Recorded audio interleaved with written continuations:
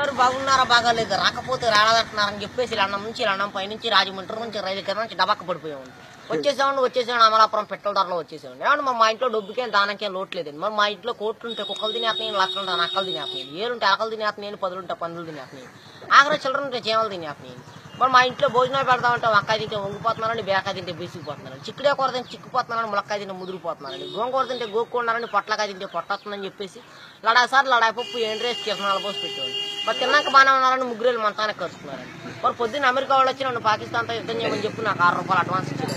మరి వాళ్ళు ఇచ్చిన 6 రూపాయలు అడ్వాన్స్ తీసుకుని జీడికినంత జీబు వేసుకొని తూటుకారంత తుపాకి తీసుకొని బయలుదేరానండి.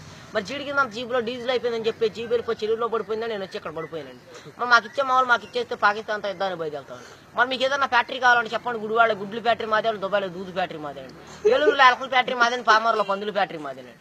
మరి మీకు ఏదైనా ఫ్యాక్టరీ కావాలంటే రీఫిల్ లేని పెన్ తెచ్చుకుంటే మొత్తం రాసి చేస్తామండి. మరి మేము ఇల్లు కడదామంటే తాటాకైతే గలగలంటే ఇటుకే తిరిగిపోతుందండి, జమ్మ అయితే జారిపోతుందండి, పెంకి అయితే పేలిపోతుందండి, నాపర అయితే నలిగిపోతుందండి. మరి అందుకని చెప్పి మా ఆఫీసులో భలే కలపలు కనిపెట్టారండి. ఏమేమి కలపాలంటే బొబ్బాస్ కలపండి, జిల్లేడు కలపండి, ఉరిగడ్డి వాసాలండి, దొంగ దోలాలండి, చీపురు పుల్ల కిటికీలండి, పైన కోడిపీట ఆపండి. మరి పైన కోడిపీట ఆపేందుకంటారా వచ్చే వర్షాకాలంలో కారు సువాసన వస్తారు.